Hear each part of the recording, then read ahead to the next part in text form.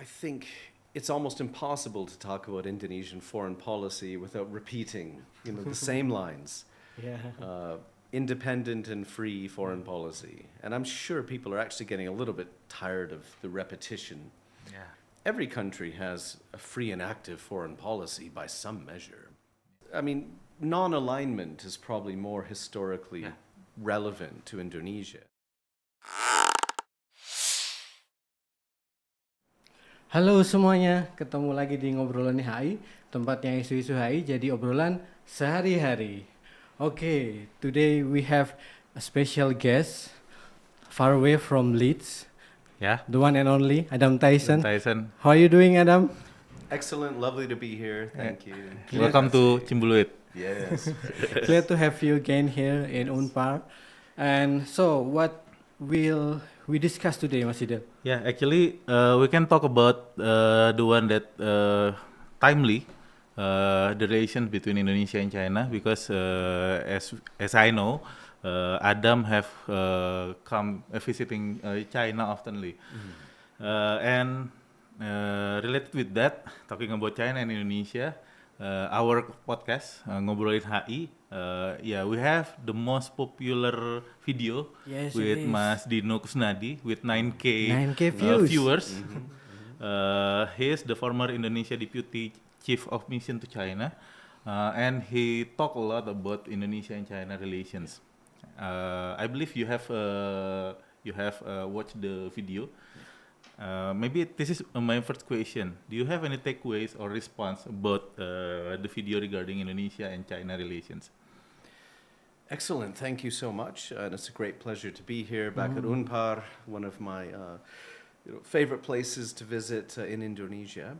And yes, you're correct. I had the opportunity to watch the podcast with Dino Kusnadi with great interest, and so I hope we can sort of respond to some of what was discussed during that podcast in relation to China and Indonesia as strategic partners. But I'm hoping we can take a slightly different approach to understanding some of the key features of that relationship, because we have the advantage of being academics, and perhaps therefore our perspective on this is a little bit different than, let's say, somebody who has a role in diplomacy. And having said that, really briefly, I think it would be very helpful for us to react and respond to some of the podcast from the former deputy chief of mission based in Beijing. I'm less familiar with some of the transport policy and investment from China, but in terms of the strategic relationship, the power balance, and some of those potentially points of tension between the two countries, I think maybe we can offer a slightly different perspective on some of those topics. Okay. Yeah. And do you think Indonesia? Do you have a similar position with, or the different position with Dino regarding Indonesia and China relations? Yes. Generally. I think both. Some similarities, but some differences as well, which I think is why it's worth kind of revisiting this topic. I would agree in that there's no doubt for Indonesia that the Republic of China is an absolutely key partner, right? To meet your economic growth potential, to really benefit from that partnership. I think clearly it's in everyone's interest for China and Indonesia to have a positive and well-functioning partnership. So I agree with, for example, with some of Pak Dino's opinions on the areas of cooperation, the areas where there are shared values, and clearly there's no doubt that if you take a neutral position on this, from my perspective and everyone who is certainly encouraging Indonesia to reach its full potential, this Chinese partnership is going to be really key to enabling Indonesia to do so. But of course, there are also some risks associated with a closer relationship. And I think where we want to raise some questions are some of the areas that seem to be an easy win for both parties, but for which you might argue China has a strategic advantage, and perhaps where Indonesia might not, or perhaps we need to think very carefully about some of the ways in which China and Indonesia are cooperating, and just how far, China's strategy has been driving that relationship, whereas perhaps Indonesia might be slightly on the back foot. Yeah. Yeah, I think another question, and I think you are the right person to give an answer because you have been there many times, and there is is the rise of China is real because many of scholars or politicians afraid about the rise of China. Do you think that the rise of China is real, based on your observation, Adam? Well, yes. I mean, the language does change over time, right? It went from China very much being, a rising power, but without acknowledging it, till about 2008, when it was very clear that China was sufficiently confident to then drop the pretense and just to acknowledge that, yes, of course, China is a superpower, has that ambition, and has a strategic engagement with all of its partners around the world, driven by self-interest, but also there are some, common benefits. So, of course, the rise of China is real. It always has been. It's just China has gone through some very difficult transition periods. But it hasn't taken long, after independence in 1949 and some very difficult early, experiments in rapid modernization. I mean, there's no doubt in globally, but definitely in the Asia Pacific, that China is the leading influence and power. It's just how we interpret that rise. And from Indonesia, is it a threatening rise, or is it a rise where there are opportunities for mutual benefits? And whether you're a diplomat or a researcher or an academic, maybe your answer would be slightly different. But talk about the rise of China. Do you think can they rise peacefully, as they said that they will rise with peaceful coexistence, peaceful development, etc.? Yeah, this is and it's the right kind of channel for this debate, because that's very much the language in HI and international relations. Yeah. Is this a peaceful rise? And by some measures, you could say since the 1990s, it has been peaceful insofar as China has stood by its commitment, of non-intervention, non-interference, by channeling influence and power in different ways.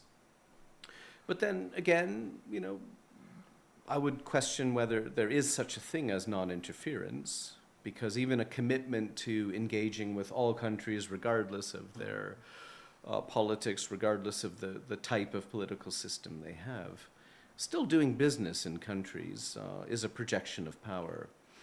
Yes, it's peaceful to an extent, but there was an aspect of that podcast with Dino Kusnadi that really struck me as perhaps shedding some doubt on that statement, because how do we measure what a peaceful rise is? Is it not invading your neighbors, or is it achieving, a dominant one-party state by almost any means necessary?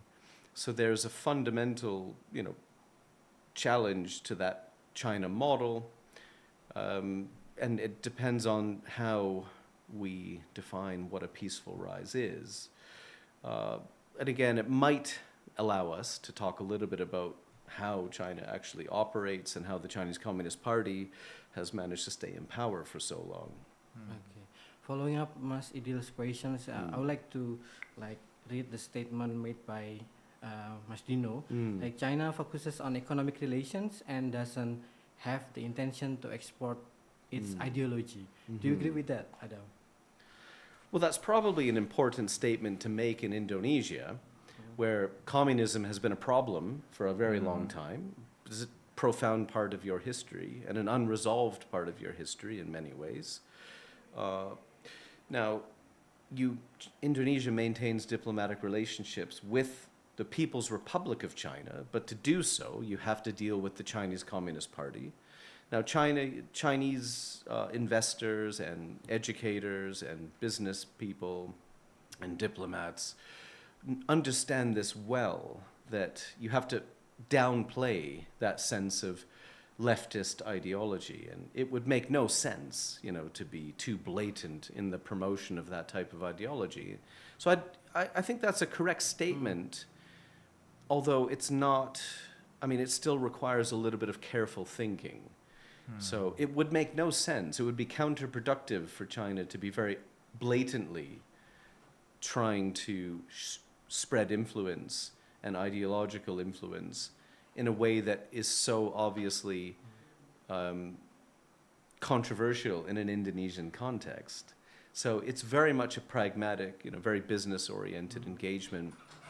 That's not to say, though, that the Chinese Communist Party hasn't thought very carefully and strategically about how to spread influence in Indonesia, but not raising alarm bells in the way that very heavy-handed ideological engagement. So, it would make no sense. So I think, Dino was right about that, but for the right reasons, I'm not sure. Yeah, in our podcast with Mas Dino, we talked that Indonesia have close relationship with China, especially in economy. We are the receiver of China BRI, and then China is our Indonesia trading partner, the biggest trading partner for Indonesia. But despite that, we have a problematic regarding South China Sea. We have problems with Muslim in Xinjiang. Do you have any comment about the problems between Indonesia and China? Yeah, I agree with you. So again, if I refer back to the podcast last year with Dino Kusnadi, which was obviously very well received by audiences, and we encourage everyone to go and watch that again because it is, it is a very engaging podcast, and it's the reason we're here today. No, I agree with you. The trade partnership, that is the priority. So both governments are very pragmatic and are willing to overlook some of the political dimensions of the relationship that are less easy to reconcile. And I think that will continue. So Beijing and Jakarta will see this as very much a business-oriented partnership with clear strategic objectives, and that has to be the priority. Now, what lies just beneath that, of course, are some very deep problems, because let's say Jakarta's position on the South China Sea, while not wanting to offend the Chinese, still needs to be viewed as pro-ASEAN and pro-Southeast Asia, because one would believe that Indonesia's affiliations and strong bonds as part of this ASEAN mission and the vision for the future would require, a very careful rowing in between those two priorities, not offending the Chinese and maintaining a very good relationship there, which is based predominantly on trade and economic growth, and at the same time, standing by those principles and commitments to be a good leader within Southeast Asia and to advocate, for the interests of other ASEAN members. And that will never be easy to resolve. But you can see now clearly the projection of power that China has, the leverage that China has. It's built step by step over time. So it's not just about high-speed rail and major infrastructure. Some of it is Belt and Road investment, of course, but again, it's not overnight. And interestingly, the Nusantara capital city projects didn't really come up in that previous podcast, but that's a major, major headline, right? And a very strong signal of continued, Chinese influence and willingness to invest, sometimes in big and potentially risky projects, but as a signal that, China is a all-weather friend to Indonesia. But this isn't done, just out of goodwill. This is done for a reason. And this is where maybe there are some limitations to what Mas Dino can and cannot say, given his position, because clearly there's a deep and long Chinese strategy at play to make sure that Indonesia is, a key partner. And that does then carry forward as a, something that we would assume would have a dividend down the line. It would pay off, because when you are so committed to investing in Indonesia, one would then expect that Indonesia would reciprocate, maybe by being less vocal about, say, the Uyghurs in Xinjiang, and maybe in some bigger, global forums, definitely engage positively with China's views and positions on key issues, right? The only other thing then is when you have so much Chinese investment tied up in key infrastructure and key policies, there's a degree of ownership and control that one has to consider, right? And so I think Dino made the point that, well, this is a dynamic economic model that doesn't create such a drain on the national budget, and you can attract private investment and deliver projects.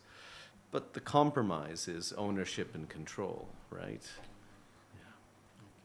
So now I would like to bring the discussion about our president, President Prabowo, into the discussion. So Adam, as an observer from Leeds, from UK, do you have any opinion about the Indonesia's political condition recently and how it can affect Indonesia's future foreign policy related with China? Yeah.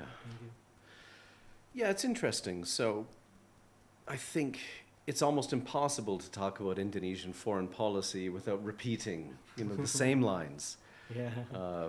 Independent and free foreign policy. And I'm sure people are actually getting a little bit tired of the repetition of a term that, it has some resonance in Indonesia, but it's a term that is so generic in a way that every country has a free and active foreign policy by some measure. Yeah, so there's nothing special with free and active. Well, actually, I know that it has, non-alignment is probably more historically relevant to Indonesia. And I remember also Mas Dino saying, it's not free and active, it's independent and active. And maybe there's an important distinction there. But most of the indicators, and if you read the analysis of the first 100 days under President Prabowo, the main sense is that he's a more active president on the global stage, more active, more engaged, more confident, and in global forums and settings, but still maintaining the fundamental principles and underpinnings of Indonesian foreign policy that have maybe persisted over the last couple of presidents. So there's a sense of continuity. I think Indonesia's goals and principles remain the same, but maybe the style and substance has changed a little bit. But I haven't been watching President Prabowo that closely. I know that as part of the President Prabowo's first global tour, the UK was one of those stops. And I remember speaking to colleagues in London, and there was a lot of excitement around that, a lot of expectation, because in the UK, the UK and Indonesia have a new strategic partnership, and there's a lot of expectation associated with that. But then it, of course, brings us to that fundamental point of tension, and this is where Indonesia's non-alignment will really be tested, right? The sense in most of what you can read so far about the early days of this current presidency is that of course you want to hedge and balance and maximize the gains from all partnerships. So it's not about choosing either China or the US or aligning necessarily with one or the other and then having, important gains with the UK. I think it's as people say, it's very pragmatic. And the question, I guess, going forward will be that clash of values and worldviews. Because can you continue to engage with Beijing on those pragmatic terms while, I suppose, ignoring some of the deeper differences? And one could argue, well, there are just equally deep differences between London and Jakarta, and that's true. So it's always about overcoming those differences. I suppose, but what would be different is with London, you can be a little bit more forthcoming about how you resolve those differences. With Beijing, you have to be a little bit more careful, and maybe it's not considered right to speak very openly about the points in which Jakarta and Beijing are very, very different and not aligned at all. And I think with Mas Dino's podcast, we didn't really go that deep into what it means for Indonesia, for example, to have a roadmap for the OECD, to have a roadmap for different types of global engagement, which would run contrary to the types of commitments that you would expect were you to just continue to be a strategic partner with the People's Republic of China, who, for example, don't have a roadmap for OECD membership because the robust requirements, maybe are incompatible. Yeah, so there's a lot going on there, but yeah. Okay, regarding the non-alignment for Indonesia, China was the first country to be visited by Prabowo, and there's joint statement that become the controversy in public regarding the 9 days line or 10 days line today. And then Indonesia joining BRICS during the first 100 days of Prabowo. And then when the Indonesia invited to go to G7 summit, Indonesia go to Russia despite the G7 summit. Do you think it is still in non-aligned path, or maybe Indonesia have choosing its own path? Yeah, that's an interesting point, and it's sort of hard to tell because non-alignment can mean a lot of different things, and I think it gives you that flexibility, where in a way, what is the difference between being non-aligned or being aligned? I mean, in a sense, it's really hard to disentangle that. But yeah, you did raise a couple interesting points there. Now, I don't know behind the scenes, right, how to decode a lot of this. I haven't been involved in any of those decisions. But I understand why people are trying to interpret some of these choices, some of these travel itineraries, the timings of these trips, the symbolic importance, and the fact that Indonesia is willing to do some slightly controversial things along the way. I don't have a problem with that. But just like you, I'm kind of struggling to, to identify exactly what this means and whether it means that we need to recharacterize or reconceptualize Indonesian foreign policy. That is a really important question, and I'm slightly underqualified to answer it. But I do remember, again, speaking to colleagues in London at in late 2024 and early 2025, it was noticeable that Beijing was the first stop on the president's first world tour, but it may well have simply been that it was a dilemma, that it was either the first stop or the last stop, if you look at the travel pattern. And the last stop would have been really offensive. So there was no choice but to make it the first stop, even though it was clearly going to make headlines. So, and that's not a satisfactory answer, but yes, I'm equally. This is the problem. It's speculative. Yeah. All of this is speculative, right? We don't know with any concrete sense because of our positionality right now. It is highly speculative. Yeah. Okay. Now, I would like to discuss about education. So we have talked about politics and then investment, economic relations. Now about the education, because the education development in China is growing so fast, and then we have a lot of research center about China. Is it also happening in the UK, Adam? And what should we do about this expansion? Yeah. And in education sector as well. Yeah. Well, and this is probably a little bit unfair, but clearly, China's global reach is immense. And it's not just Confucius Institutes, but the equivalent would be having a global network of Pancasila institutes all around the world, right? Projecting cultural influence, promoting the study of Bahasa Indonesia, and having that impact. There's a massive difference here, right? And not only that, but for many decades now, China has actively not only sent record numbers of students overseas to get those competitive credentials and to bring all of that knowledge back to China. It's been a big investment. But what strikes me now, if you visit a lot of China's foreign studies universities and international studies universities, is the really impressive investment in developing local experts who study the Indonesian and many Southeast Asian languages, developing that knowledge, that linguistic ability, and then having placements abroad. So I would say there's a big mismatch now. If you look at the number of Chinese scholars who are embedding themselves in Indonesia, learning about the culture, learning the languages, developing those networks, investing a lot in building those partnerships, China's really, really advanced in this. Whereas I think that if you flip that around, there's probably a lot less Indonesian researchers and scholars and linguists who could match that, right? So, certainly Indonesia is lagging a little bit, I would say, in the ability to train fluent Mandarin speakers who then can actually get access to China in the same way in which Chinese academics very much are able to get very deep access throughout Indonesia and to really utilize the trade delegations, the consulates, the infrastructure. It's really strong.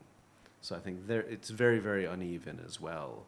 And not to raise alarms, but just to spread awareness that it may well be wise for those interested in a strong reciprocal relationship for more Indonesians to really, commit themselves to becoming China experts.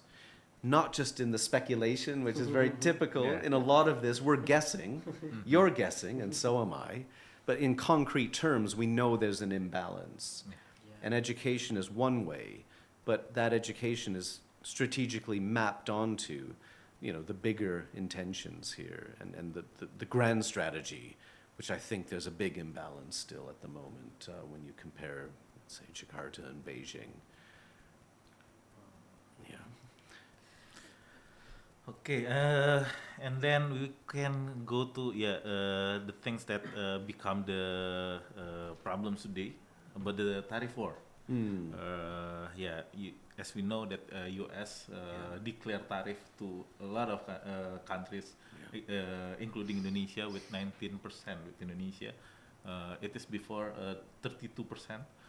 And then in the other hand, U.S. declare tariff to China.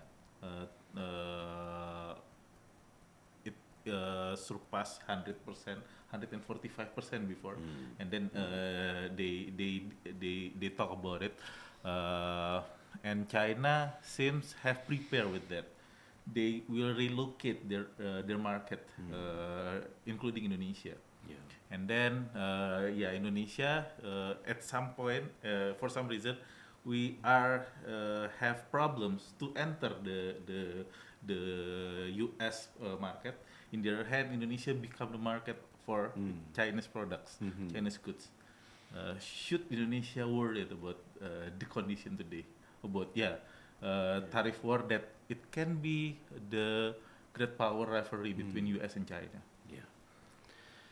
Well, I'm not really qualified to offer any deep analysis of this, but you're right. Everyone is slightly worried now because the worst thing for business is uncertainty, and nothing at the moment seems to be following protocol and following the usual way of doing business. It's highly disruptive. If that's the intention of some of the major parties driving this uncertainty, well, we don't know how it's all going to end. Is one of the consequences of all of this uncertainty and the trade wars that actually this creates more opportunities for China and Indonesia to do business? Well, so be it. And then it's just then returning to the previous questions, which is what are the terms of trade, what are the trade balances, and where can Indonesia strategically benefit from this further down the road? One sense is that you break out of that trap of being an exporter of raw product. You have much more You scale up your manufacturing and you scale up your value-added activities. Is that the case, with major nickel mining and the way in which these are supporting a booming EV industry? I guess those are questions for people who really fully understand this topic, which, again, I would be even worse than speculating. I would probably be misrepresenting the finance and trade dimensions at play. But just in the strategic landscape, if this benefits China and Indonesia, I have no problem with that. Again, as long as, from the Indonesian perspective, there's a full awareness of what it means, to deepen not dependency, but deepen this relationship with a very ambitious, very focused partner in China, who are making strategic moves, right, based on carefully thought out, almost chess-like approaches to engaging with Indonesia, and whether you can match that on your side with that forward thinking and saying 2 or 3 moves down the line, if we commit, to these major projects, if we enable further access to markets and with these preferential conditions, what will that look like? Not in 1 year or 2 years, but much further down the line. How does that play out? And then if things suddenly start to go wrong in that relationship, how exposed are you, right? So it's how much critical infrastructure, how much deep investment is there, and what are the implications of that? So I'm by no means against it. I think both countries should pursue a much deeper relationship, but we just have to be aware of exactly what that means. And it does bring us back finally to this question of values-driven partnerships and values-based relationships versus pure pragmatism, right? And so where are we? As we're starting to wind down with this podcast, I think it does bring us back to one of those difficulties that I did have with Mas Dino's representation of that relationship. And it's slightly contentious, but I'm again bringing us back to ethnic diversity and how that is celebrated in both countries, sometimes more legally and constitutionally and sometimes more in reality. Let's say Indonesia will have to continue to accept that to engage fully with China, which is the right thing to do, you have to limit, especially diplomatically and through trade and through government activity, your outspoken objections, perhaps, to what might be perceived to be wrong in relation to Western China, in relation to Xinjiang, the Uyghurs, what's going on in Kashgar, Urumqi, and these major cities. And Dino had to step around that, because that's the job of anyone who has had a posting in Beijing. You're smart enough to avoid that. But I think for Indonesian researchers, for those who believe in things like solidarity, and if you don't want to be accused of double standards, the social scientists and the international relations experts may well have to acknowledge that there's much more to the story than what we got in the previous podcast that we are continuing to promote today. But, and we're not going to resolve all of that today, but it is nice to go on record to say, as researchers and academics, we are slightly more free to raise some of these difficult issues, even though we know that it might create points of tension for those who are trying to establish stronger ties between Indonesia and China. But, that's right. A real partnership based on respect means that you have to be willing, to allow your counterpart in any relationship to air those views freely. That's where maybe in the social scientists we can have some breakthroughs. And in IR theories, which maybe some of our audience are interested in, there should be ways to find those innovations to enable us to do that. All right. Right. Yeah. Yeah, actually that's our leverage as academics. Yeah. You can try. But again, having worked in China, you have to be very careful because there are unwritten rules.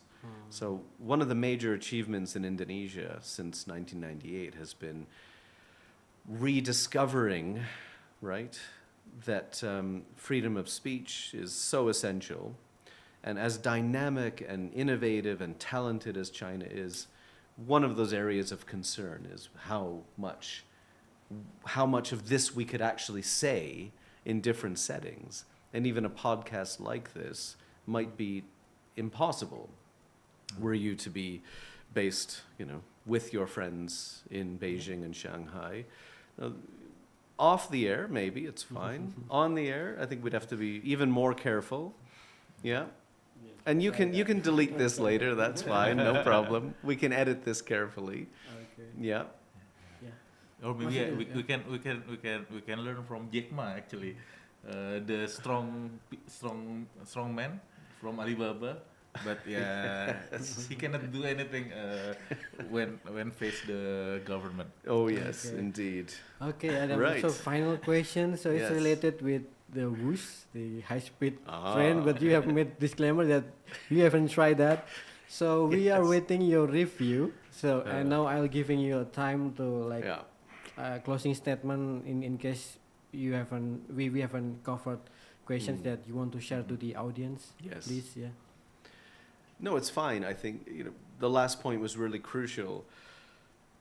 However you value this partnership with China, I think stick to your principles, though, which is the right to ask difficult questions in a respectful way.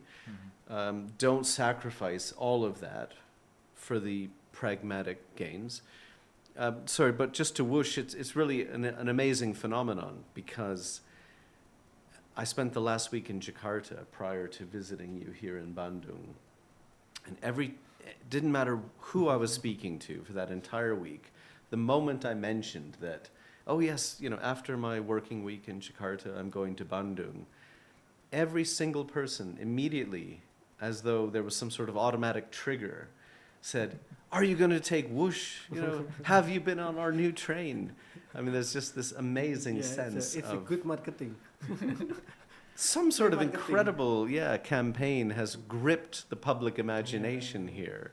And I said, well, I have been on high-speed trains before. They do exist around the world, but it is really endearing and really nice to see. I don't know whether it's pride or just general interest or a sense that this is something new. And I know how powerful that is in Indonesia. Anything new will trend immediately.